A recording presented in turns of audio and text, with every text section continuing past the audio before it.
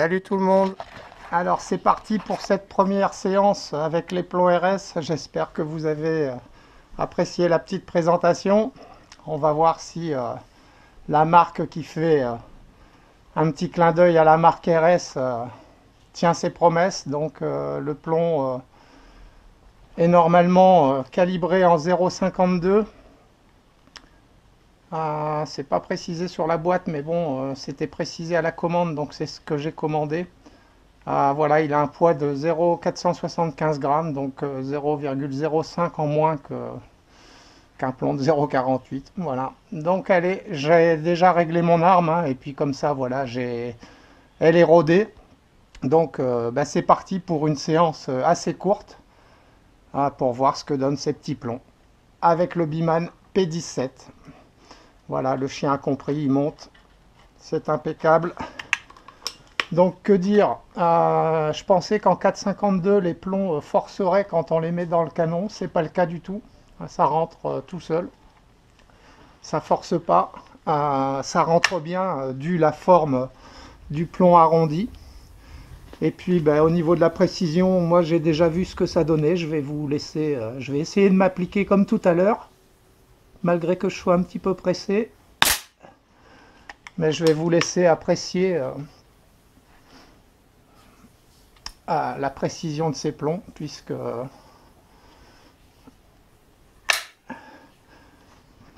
comme je l'ai déjà dit, moi, c'est déjà fait. Que dire d'autre sur ces plombs? Bah, il coûte une blinde. Il coûte la peau du cul, quoi. Voilà. Alors, est-ce que c'est le prix à payer pour avoir des plombs précis, sans rebelle?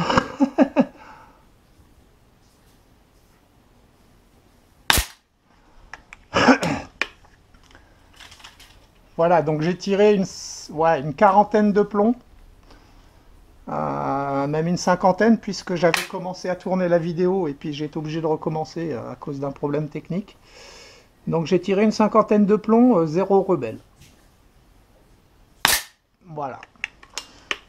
Donc on va voir,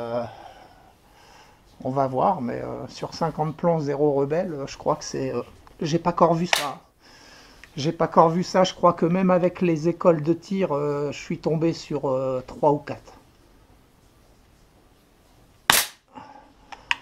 Donc 3 ou 4 sur 50 plombs, c'est raisonnable, mais là, 0 sur 50 plombs, wow, j'ai été émerveillé tout à l'heure. Franchement, émerveillé. Je suppose que vous aussi. Alors je vais vérifier, j'ai entendu un truc tomber là. Donc vu que les plombs rentrent facilement, je voudrais être sûr que...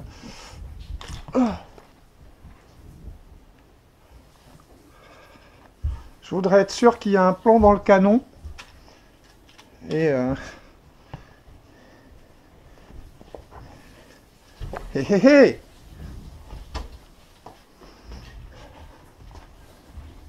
Hé hé hé, il est par terre! Donc voilà, quand je vous disais qu'il forçait pas et qu'il rentrait tout seul, ben ouais, il rentre tout seul et du coup,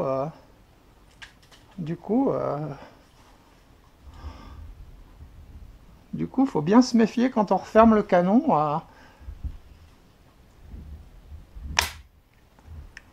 à pas que le plomb soit éjecté. Sinon, ben, on tire à vide. J'espère que ça m'a pas déconcentré dans mon tir. L'excuse de merde.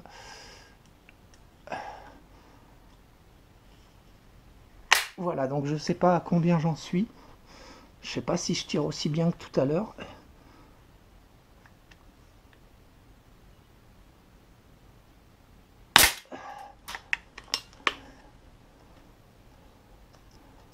Il va falloir que je refonde ma plaque de plomb.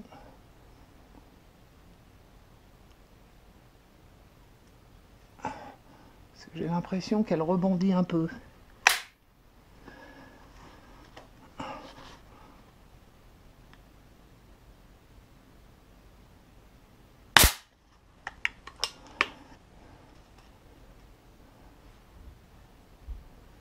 Voilà, donc aujourd'hui ça va être du bref, hein, on va juste faire, je sais pas combien j'en suis, une dizaine de plombs, une quinzaine de plombs. Parce que bah, je m'y suis pris tard. Il faut encore qu'on prépare à manger. Donc il va falloir que je libère la place. Normal, hein. C'est pas moi qui suis prioritaire, hein.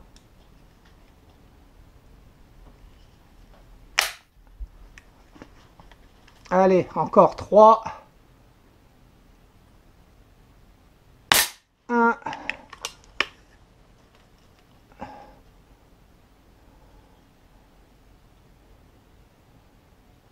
Ah, il y aurait du poil autour, il y a longtemps que ce serait dedans. Pardon. Eh ben, il va pas celui-là? Serait-ce le premier rebelle?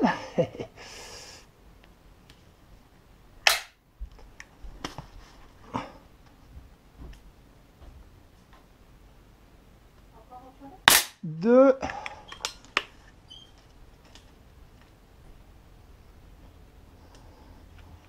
Et le dernier.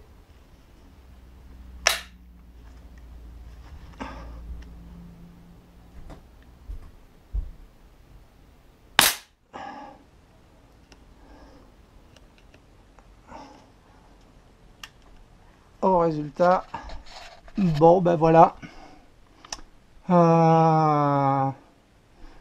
J'étais un peu plus pressé que tout à l'heure. Tout à l'heure, c'était un peu mieux. Mais bon, comme on peut le constater, c'est quand même d'une précision, d'une très bonne précision. Alors ça, c'était mon carton de réglage. Ah mince, je vais pas le retrouver si il est là. Donc je l'ai déchiré, mais voilà. Ça c'est le carton que j'ai fait et que je me suis rendu compte que j'avais merdé avec mon appareil photo. Donc voilà, c'était plein centre aussi. J'avais tiré une quinzaine de plombs, une vingtaine de plombs, à peu près comme maintenant. Donc on peut comparer, ouais, j'en avais peut-être tiré un peu plus. Mais bon, voilà, hein, je tire assez rapidement. Et puis, en tout cas, moi ce que je constate, c'est que ben voilà, j'ai tiré peut-être 70 plombs ce soir. J'ai 0 rebelle. Mais voilà, à 14 € la boîte, ça fait mal au cul. Voilà, bah écoutez, j'espère que cette petite vidéo vous aura plu. Pour ceux qui viennent sur ma chaîne pour le tir et uniquement le tir, bah écoutez, arrêtez cette vidéo ici.